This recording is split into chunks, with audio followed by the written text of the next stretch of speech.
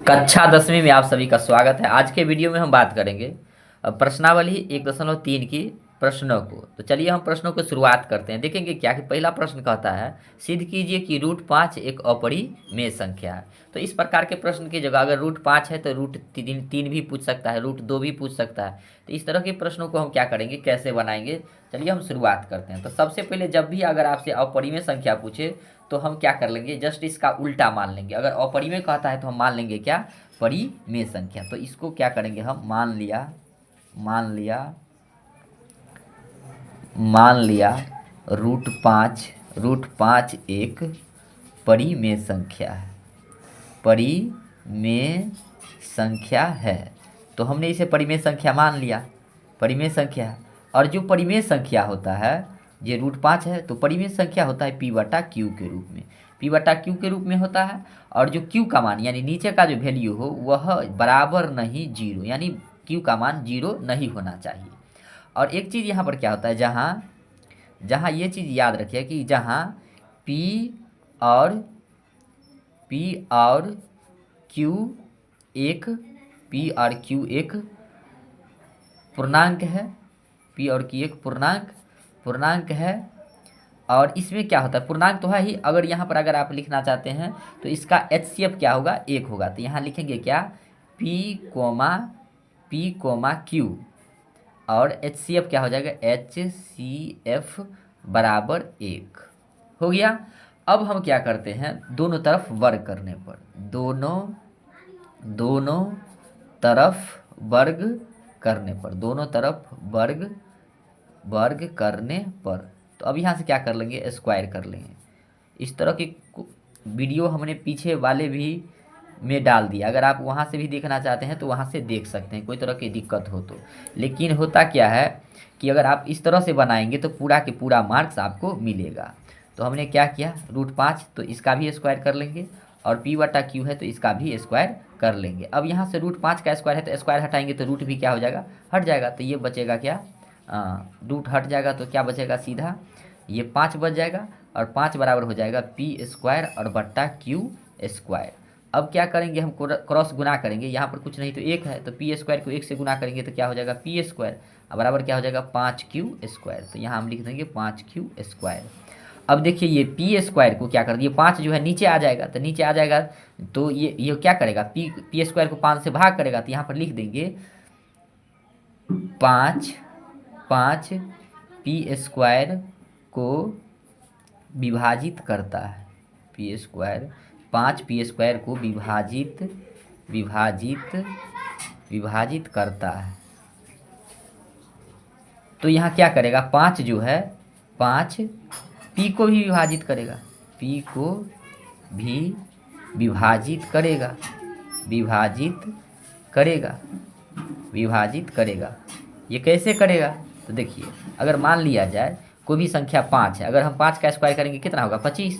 और 25 में क्या होगा, 5 से भाग करेंगे तो ये 25 को भी भाग, यानी 5 का स्क्वायर 25 है, तो 25 है तो 5 से भी भाग हो रहा है। और 5 से अगर 5 में करते हैं तो p 5 को भी कर रहा है, यानी p को भी कर रहा है। ये क्या है, दोनों बात वही हो जाता है। इसको समीकरण आप फर्स्ट कर सकते हैं। इतना हो गया। अब क्या करेंगे, पुनः माना p बराबर 5k। इस k के जगह आप p q r कुछ भी मान सकते हैं, k के जगह a b कुछ भी मान सकते हैं। तो माना p बराबर 5k। अब इसको क्या कर लेंगे, जो समीकरण फर्स्ट है इसमें रखने पर, पुनः माना p बराबर 5k, यहाँ माना p बराबर 5k समीकरण फर्स्ट में रखने पर, समीकरण फर्स्ट में रखने पर। अब हम क्या करते हैं, फर्स्ट में रख देते हैं। अब फर्स्ट में रखेंगे तो क्या था, p² बराबर 5q²। तो p² की जगह हम 5k रखे तो ये हो जाएगा 5k का होल स्क्वायर। अब यहाँ से बराबर हो जाएगा 5q²। अब ये 5 का स्क्वायर क्या हो जाएगा, 5 25, k² है तो k² बराबर क्या हो गया, 5q²। ये 5 से कट जाएगा तो ये 5 बच जाएगा। तो यह हो जाएगा कितना, 5k² बराबर क्या, q²। तो देखिए यहाँ क्या होगा, ये 5 नीचे जाएगा तो q² को विभाजित करेगा। तो यहाँ लिख सकते हैं 5 क्यू स्क्वायर को विभाजित करता है, क्यू स्क्वायर को विभाजित करता है।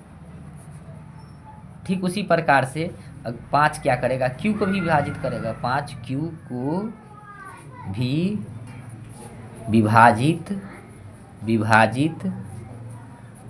विभाजित करेगा।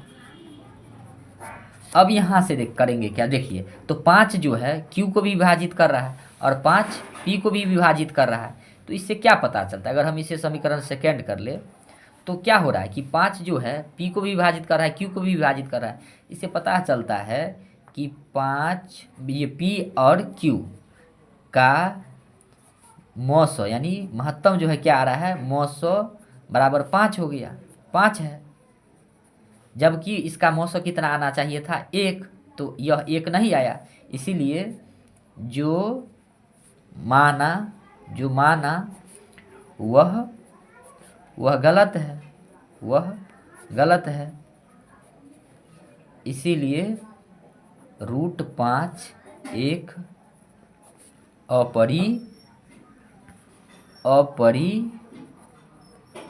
अपरिमेय संख्या है। हो गया, तो ये क्या हो गया, सिद्ध हो गया।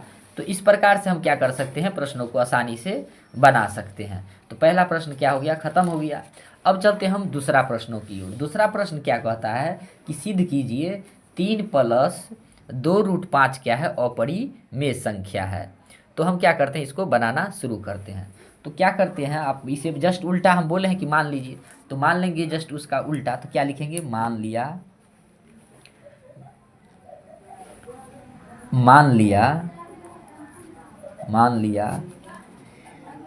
3 + 2√5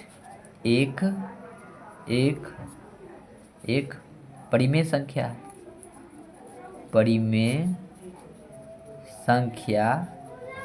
परिमेय संख्या है।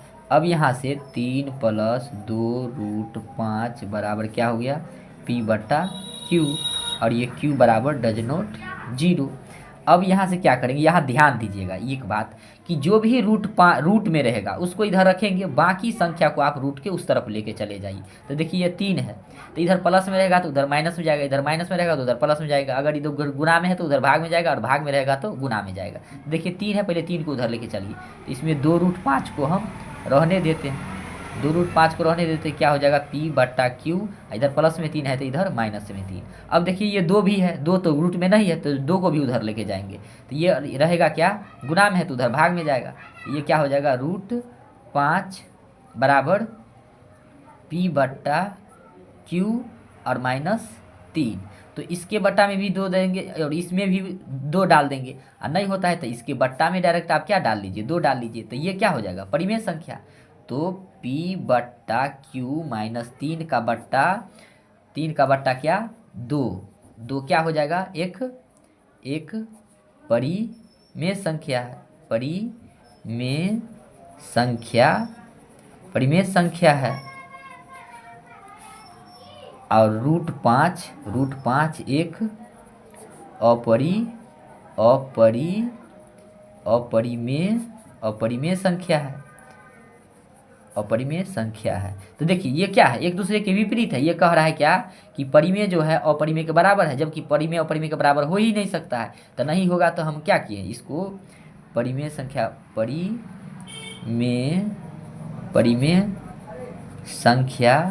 बराबर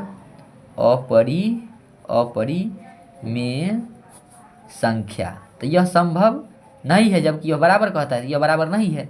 इसीलिए जो माना वह गलत है, गलत है।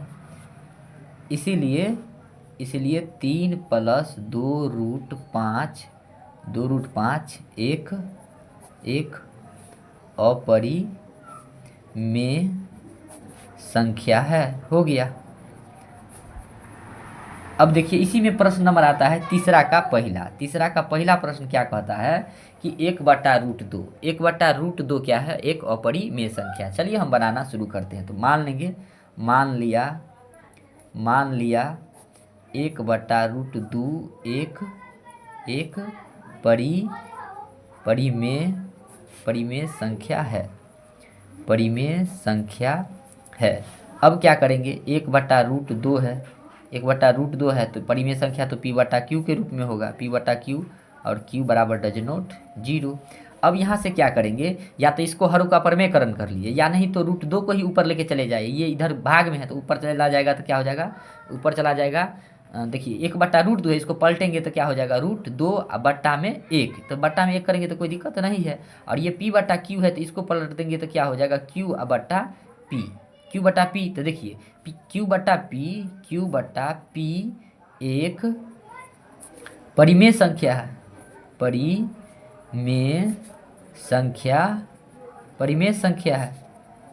परिमेय संख्या है।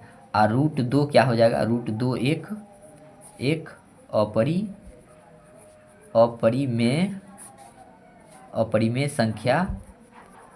संख्या है। अब देखिए जब परिमेय अपरिमेय के बराबर नहीं होगा तो परिमेय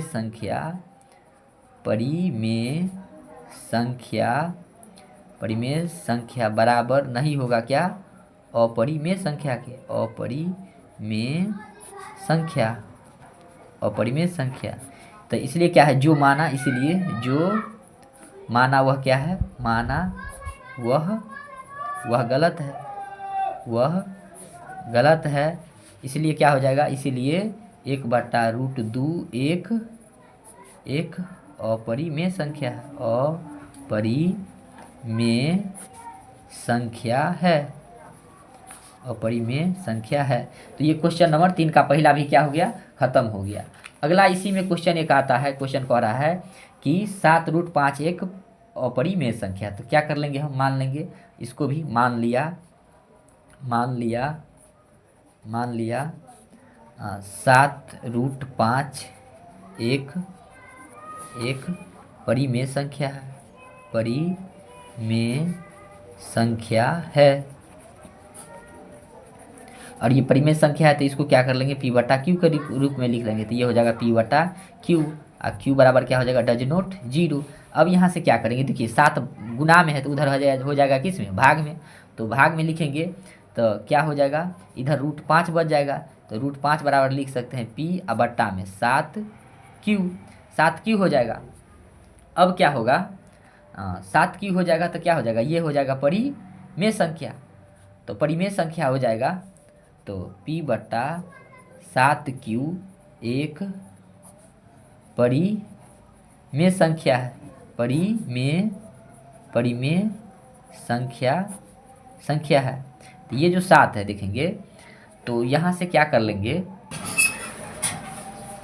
परिमेय संख्या, और √5 क्या हो जाएगा, √5 एक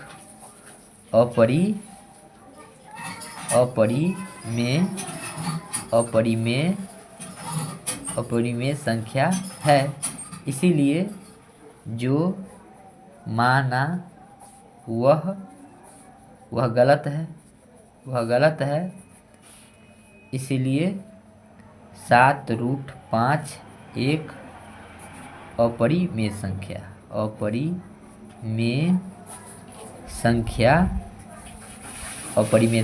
है।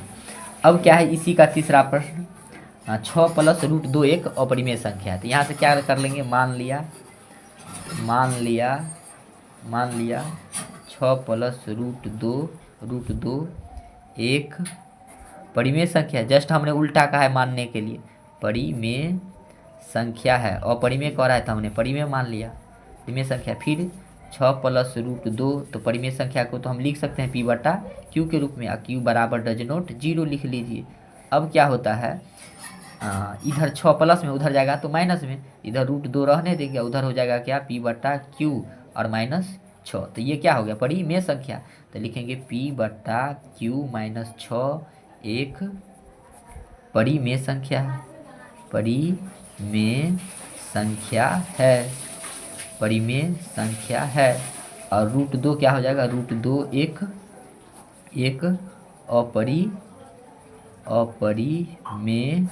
अपरिमेय संख्या है। इसीलिए क्या हो जाएगा, परिमेय संख्या बराबर परिमेय संख्या बराबर अपरिमेय संख्या, यह संभव नहीं है। अपरिमेय संख्या, और यह बराबर नहीं होगा तो इसीलिए जो माने वह क्या हो गया, गलत हो गया। जो माना वह गलत है, गलत है। इसीलिए 6 + √2 एक अपरिमेय संख्या है। हो गया। तो इस प्रकार से क्या हो गया, यह खत्म हो गया। इसमें जो 7 है इसको क्या कर सकते हैं आप, ये जो 7 है इसके बट्टा में डाल सकते हैं। तो इस प्रकार से कहीं भी कोई तरह का दिक्कत नहीं है, आप इसको क्या कर सकते हैं, आसानी से बना सकते हैं। तो कहीं भी कोई प्रकार की दिक्कत हो तो आप कमेंट करके पूछ सकते हैं। आपने वीडियो को पूरा देखा, इसके लिए आपको बहुत बहुत धन्यवाद। कोई दिक्कत हो आप कमेंट में हमसे पूछ सकते हैं।